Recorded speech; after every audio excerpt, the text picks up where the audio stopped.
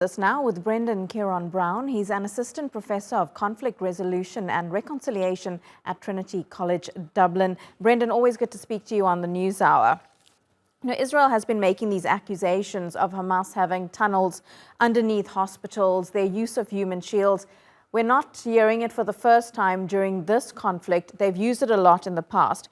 But why have we not seen third parties getting involved in this, international observers, to actually see if these accusations are true? What's blocking that? Well, thanks as always for having me join you. I mean, what's blocking that is the Israeli government are blocking that.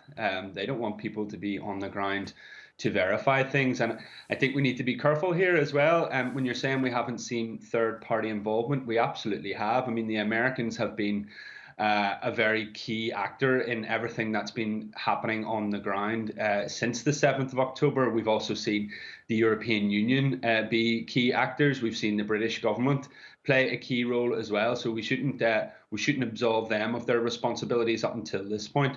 But of course, Brendan, if you were to I meant more along the lines of independent international observers. We know, of course, where the US and the UK stand on this matter, but and there are obviously many aid groups that are working in Gaza, but and they've, of course, said themselves that they also haven't seen these tunnels underneath hospitals that Israel claims Hamas has. Sure, and who were the external parties? They were also members of UNRWA. They were members of the United Nations, and the Israeli army have killed over 100 United Nations workers in the land. So it doesn't make any sense. Why would they then open up the possibility for external eyes to see on the ground what's happening? They don't want the world to see. They've targeted journalists. They do not want the world to see what's going on here, because what's happening in front of our eyes is very clear. This is an attempted genocide of the Palestinian people on the ground in the Gaza Strip, and of course across all of historic Palestine as well. They're not going to change their tactics and say all of a sudden, come in and verify what we've told you up until this point. It would make no sense. One of the countries, though, that is recognizing what is happening is, of course, Ireland. It's one of the loudest of the few European countries talking up about the situation facing Gazans.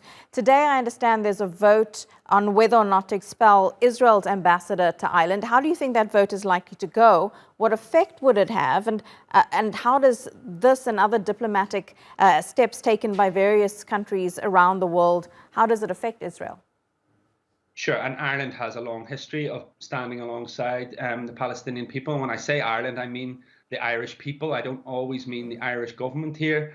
The Irish people have been on their streets in their thousands, as people across the world have. And you're right, there are two very significant votes taking place in the Irish Parliament this evening. One is to expel the call to expel the the Israeli ambassador, and then the other one is to call on the Irish government to refer Israel to the International Criminal Court. Now, in all likelihood, there's no guarantee that that vote will pass. There's a lot of lobbying work that is being done behind the scenes by a lot of political parties and a lot of individuals and human rights organizations calling on Irish parliamentarians to vote with their conscience and to make sure that this passes. Now, of course, if the vote does pass, it's on whether or not the Irish government then goes ahead and implements that is not likely.